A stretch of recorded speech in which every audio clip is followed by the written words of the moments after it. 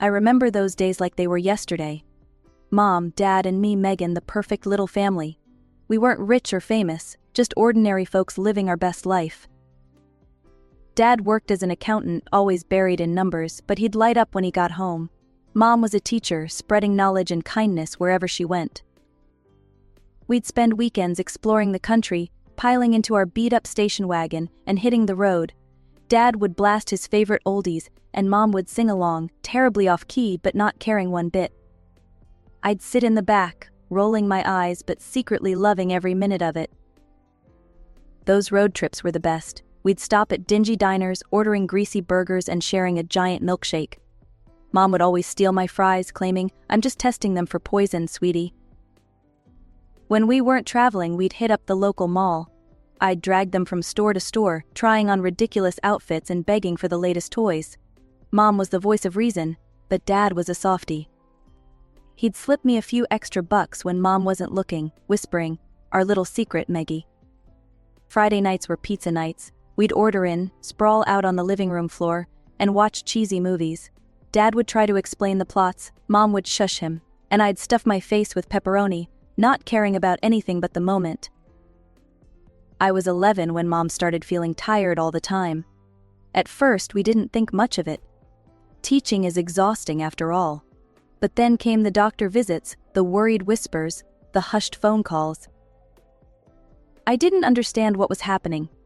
Nobody told me anything, but I could feel the change in the air.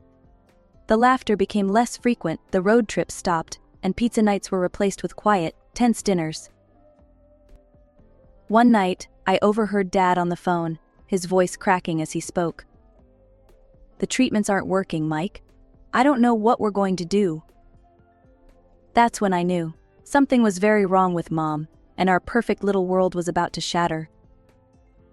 I wish I could go back to those happy days, freeze time, and stay in that bubble of blissful ignorance forever, but life doesn't work that way. The storm was coming, and there was nothing I could do to stop it. For now, I close my eyes and try to remember the good times. The smell of Mom's perfume, the sound of Dad's laughter, the taste of Friday night pizza. Those memories are all I have left of the life I once knew, the life I desperately wish I could return to. It happened on a Tuesday. I remember because it was pizza night, but there was no pizza, no laughter, no Mom. Just silence and the horrible beeping of hospital machines. "Megan," sweetie, Dad said, his voice cracking. "Mom, she's gone." Just like that, my world collapsed. Mom, my rock, my best friend, was gone. I couldn't breathe, couldn't think. I just stood there, numb, as Dad hugged me, his tears soaking my hair. The next few weeks were a blur of black clothes, hushed voices, and casseroles I couldn't bring myself to eat. I kept expecting Mom to walk through the door, to tell me it was all a bad dream. But she never did. Then, about 6 months after we lost Mom, something changed. Dad started going out more. I thought he was getting better, until I saw her. She was tall, blonde, and nothing like Mom. Her name was Karen, and she had a smile that didn't quite reach her eyes. "Megan, this is Karen," Dad said, looking nervous. "We've been seeing each other." I couldn't believe it. Mom wasn't even cold in her grave, and he was already replacing her. Karen bent down, her face inches from mine. "Hi, Megan. I've heard so much about you." When Dad wasn't looking, Karen's smile dropped. Her eyes turned cold, calculating. In that moment I knew. This woman was trouble. Over the next few weeks, Karen was everywhere. She'd come over for dinner, watch TV with us, even try to help me with homework. But the moment Dad's back was turned, the mask would slip. "Listen, kid," she hissed one day when we were alone. "I'm here to stay. Don't get any ideas about messing this up for me." I tried to tell Dad, I really did, but he just shook his head.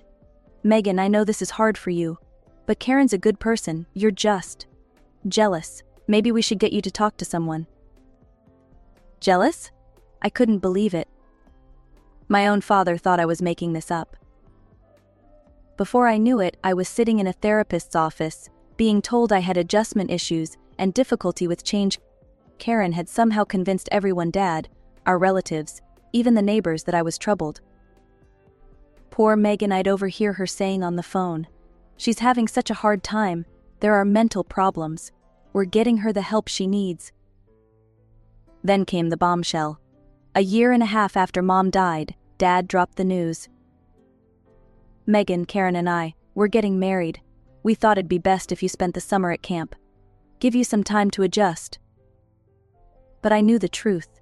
They were shipping me off so I wouldn't ruin their perfect day with my sour face, as Karen put it. I left for camp with a heavy heart, knowing that when I returned, everything would be different. My home wouldn't be mine anymore.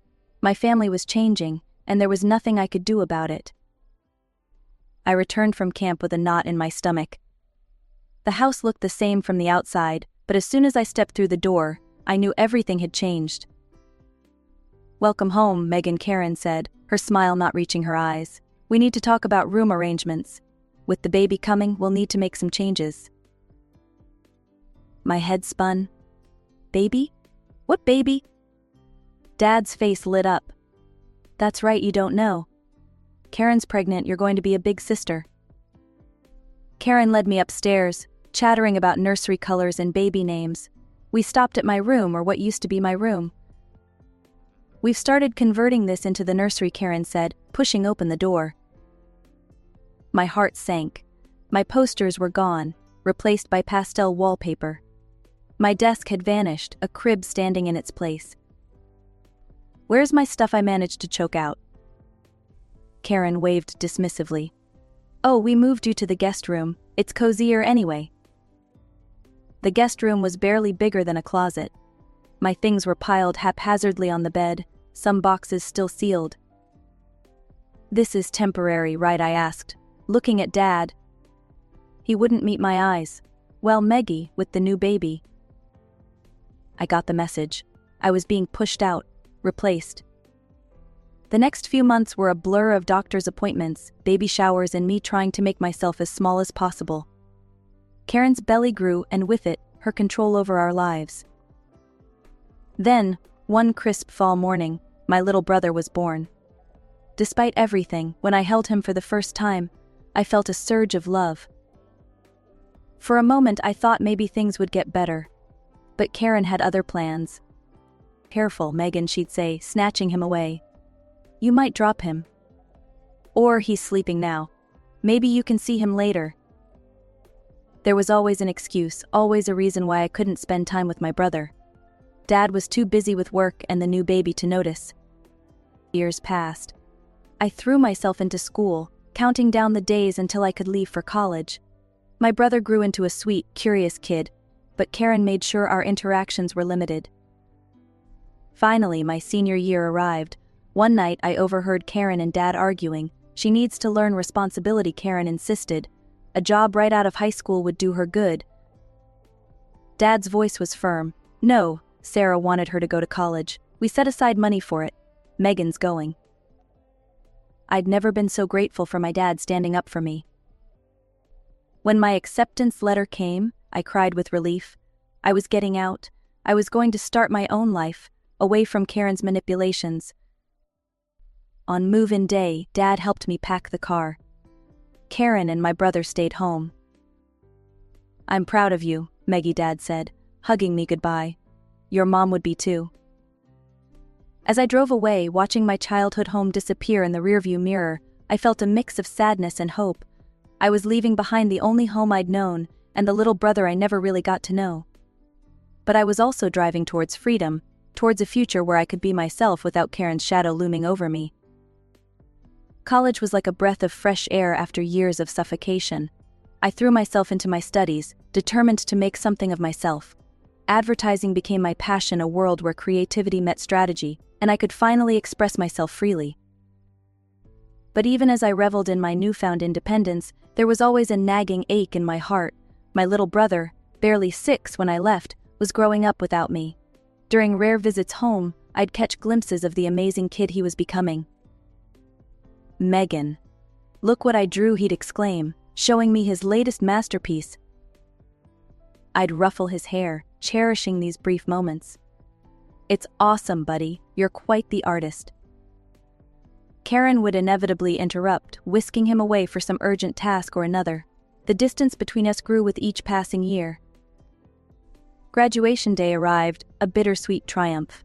As I stood in my cap and gown scanning the crowd, I realized Dad and Karen weren't there. Later, a terse text arrived: "Congratulations on graduating. Dad, Karen." It stung, but I refused to let it dampen my spirits. I had a future to build. Thanks to my internships and portfolio, I landed a job at a hip advertising agency in the city. Grandma Mom's mom and my guardian angel helped me secure a tiny but cozy apartment. "Your mother would be so proud," she said, pressing a check into my hand. "This is for rent. She always wanted you to have a good start." Life settled into a comfortable rhythm. Work was challenging but rewarding. I made friends, went on dates, and slowly began to heal from the wounds of my past. For 3 years, I lived in relative peace, with only occasional, awkward holiday visits to break the calm. Then, out of the blue, my phone rang. Dad's name flashed on the screen. "Megan, it's Dad. I have some news. We've sold the house and bought a new place, bigger, more modern. I was hoping. Well, would you help us move? It might be a good chance for us to reconnect." I was speechless. After years of distance, this sudden olive branch felt surreal. "Karen would be happy to see you too," he added, though I doubted that. "And your brother, Megan, he's 12 now. He asks about you all the time." I closed my eyes, weighing my options. Part of me wanted to refuse, to protect myself from more hurt, but another part, the part that still missed my family, that longed for reconciliation, won out. "Okay," I said finally. "I'll come." Great Dad's relief was palpable. "I'll text you the address. See you this weekend." As I packed a bag for the weekend, my emotions swirled. Hope mingled with anxiety, excitement with dread. Whatever happened, this visit would change everything. I just didn't know if it would be for better or worse. I pulled up to the address, my jaw dropping at the sight. The house was enormous, all sleek lines and modern architecture. It looked nothing like the cozy home I grew up in. Taking a deep breath, I walked to the front door and rang the bell. Dad opened it, a hesitant smile on his face. "Meggie, you made it." "Hi, Dad," I said, stepping inside. Karen appeared behind him, her smile as plastic as ever. "Megan, how? Nice of you to come," she said, her tone suggesting anything but.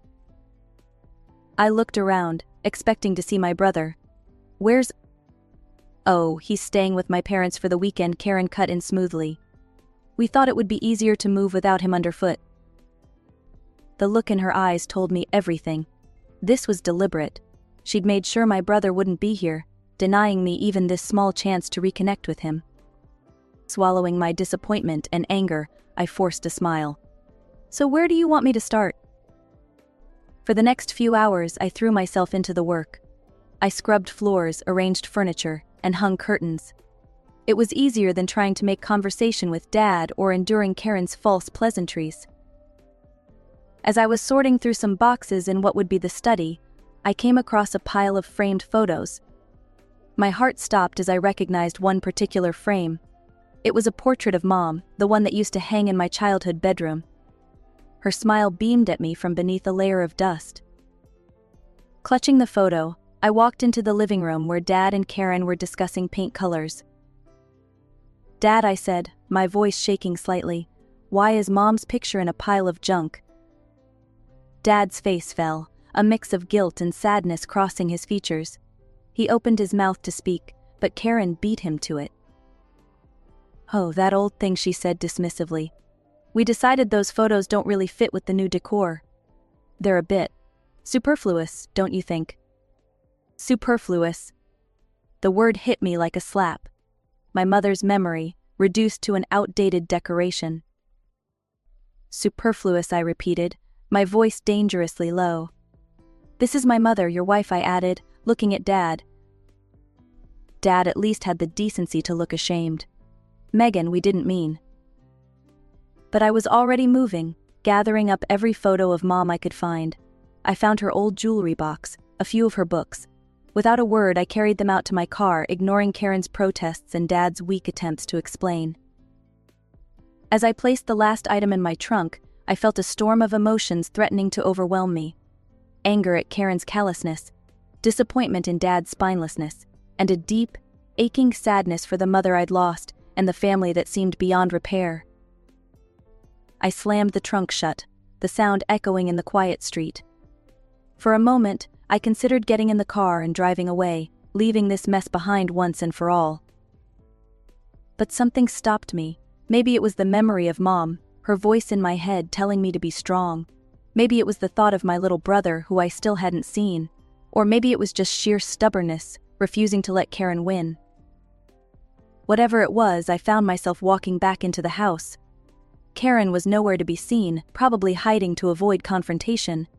Dad stood in the hallway looking lost, so I went back to cleaning, trying not to think about Dad's betrayal. As I was about to leave, Dad caught my arm. "Megan, wait. There's something else." I turned, eyebrow raised. "What now?" He shifted uncomfortably. "We're having a housewarming party in a few days. We would really appreciate your help." Before I could respond, Karen swooped in, her voice dripping with false sweetness. "Oh yes, Megan, we could really use your assistance. Perhaps you could handle the catering? I'll take care of the cleaning, invitations, and overall organization." I opened my mouth to refuse, but Dad jumped in. "Please, Meggie, all our relatives and friends will be there. We can't manage without you." His pleading eyes wore me down. Despite everything, a small part of me still wanted to make him happy. "Fine," I sighed. "I'll help with the food, I'll even pay for it myself." Karen's smile widened. "Wonderful. We're thinking of an Italian theme. To christen the new kitchen." I nodded, an idea forming. "Actually, I know the best Italian restaurant. I'll order from there. Quality guaranteed." Oh, Karen's eyes narrowed slightly. "What's the name of this restaurant?" Bella Notte replied, watching her carefully. She nodded, looking satisfied. "Sounds perfect. We'll leave it in your capable hands then." As I drove home, I couldn't shake the feeling that something was off. Karen's sudden agreeableness was suspicious, but I pushed the thought aside, focusing on the task at hand. Over the next few days, I threw myself into planning the perfect menu. I called my friend Maria, owner of Bella Notte. "Megan, it's been too long," she answered cheerfully. "Hey Maria, I need a favor. My dad's having a housewarming party, and I'm in charge of food. Think you can help me out?" "For you? Anything. What are you thinking?" We spent an hour crafting the perfect Italian spread. Antipasti platters, handmade pastas, tiramisu for dessert, the works. I spared no expense, wanting to prove I could handle this responsibility. After finalizing the order, I felt a mix of anticipation and nervousness. Despite everything, a small part of me hoped this party might be a turning point. Maybe, just maybe, we could start to heal our fractured family. The next week dragged by slowly. I kept myself busy with work, but my mind often wandered to the upcoming party. I checked and double-checked the order, making sure everything was perfect. The day before the housewarming party, my phone rang. It was Maria from Bella Notte. "Hey Megan, I'm a bit confused. Your stepmother called yesterday and asked to move the food delivery to today. Did the party date change?" My heart sank. "What? No, it's supposed to be tomorrow." Oh, Maria sounded worried. "Well, I wanted to double-check with you before making any changes." I thanked her, my mind racing. After hanging up, I immediately called Karen, my suspicions on high alert. "Hi Karen, just wanted to confirm the party details for tomorrow," I said, keeping my voice neutral. "Oh yes, everything's set for tomorrow at 7 p.m., she replied smoothly. "We're looking forward to it." I thanked her and ended the call, my hands shaking with anger and disbelief. It was clear now Karen had tried to change the delivery date behind my back. She wanted me to miss the party entirely. Taking a deep breath, I called Maria back. "Hey, it's me again. I need to cancel the order," I said, my voice tight. "Cancel? But Megan, are you sure? It's a lot of food and it's all paid for." "I know. Keep the payment, consider it a gift. Use the food for the restaurant if you can." After hanging up, I sat in stunned silence. The betrayal stung, but a part of me wasn't surprised. This was classic Karen, always finding new ways to push me out. The same evening, curiosity got the better of me. I opened my social media and saw my cousin was live streaming from the party. There it was, the housewarming in full swing, happening right now, a day early. I watched, a mix of hurt and anger building inside me, as Karen showed off the new house. She preened for the camera, pointing out design features and accepting compliments from guests. Suddenly a voice off camera asked, "Where's Megan? I thought she'd be here." Karen's face changed, a look of false concern replacing her smile. "Oh, you know Megan, she's always been a bit unsociable. Some mental health issues, poor dear. She said she couldn't make it." I felt like I'd been punched in the gut. Mental health issues? Unsociable? The lies flowed so easily from her lips. Karen quickly changed the subject, steering the conversation back to the house. "Now, who's ready for some amazing Italian food? It should be here any minute." The guests cheered, and Karen beamed at the camera.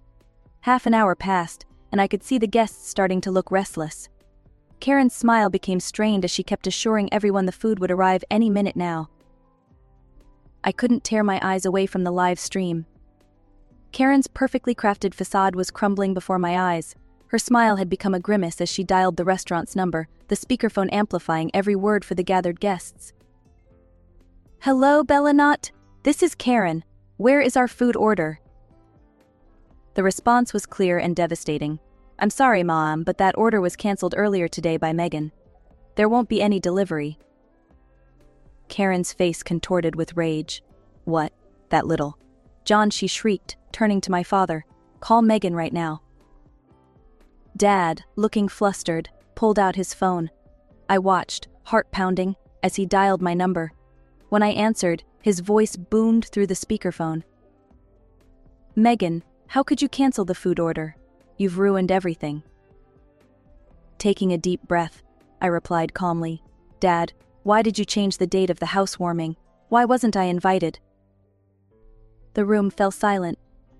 Dad's face paled as he stammered, "We," Karen said.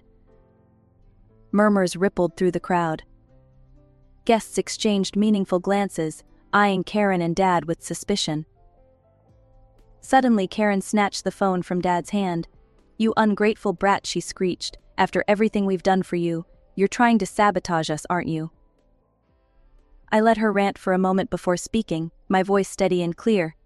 "I think everyone can see now who really has mental health issues in this family. And it's not me."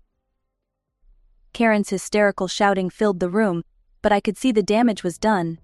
Guests were backing away, some already heading for the door. "I'm done being your scapegoat, Karen," I said firmly. "And Dad, I'm done watching you choose her over your own daughter. Goodbye." I ended the call and closed the live stream, my hands shaking but my resolve strong. It was over. The lies, the manipulation, all of it laid bare for everyone to see. In the days that followed, I ignored the barrage of calls and messages from Dad and other family members. I needed time to process, to heal. A week later, Dad showed up at my apartment. He looked haggard, his eyes red-rimmed. "Megan, I'm so sorry," he began. "I've been blind. I let Karen control everything, and I lost sight of what really matters. Please, give me a chance to make things right." I wanted to slam the door in his face, but something in his expression stopped me. "It's not that simple, Dad. You abandoned me. You forgot about me." "I know," he said, his voice breaking. "But I want to change. I promise I'll do better. Please, Meggie." Slowly, cautiously, we began to rebuild our relationship. Dad started calling regularly, and we met for coffee every week. He even brought my little brother along sometimes, away from Karen's watchful eye. As for Karen, I heard through the grapevine that she'd become something of a pariah among the family. Her lies exposed, she retreated into a shell of bitterness. Months passed, and life settled into a new rhythm. I threw myself into my career, climbing the ranks at the advertising agency. My creativity flourished, fueled by the emotional turmoil I'd endured. I don't know what the future holds for my family. The wounds are deep, and healing takes time. But for the first time in years, I feel hopeful, I'm living life on my terms, pursuing my passions and slowly, carefully, allowing love back into my heart.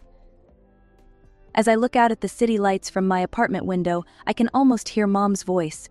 "You're stronger than you know," Maggie she used to say. And you know what? She was right.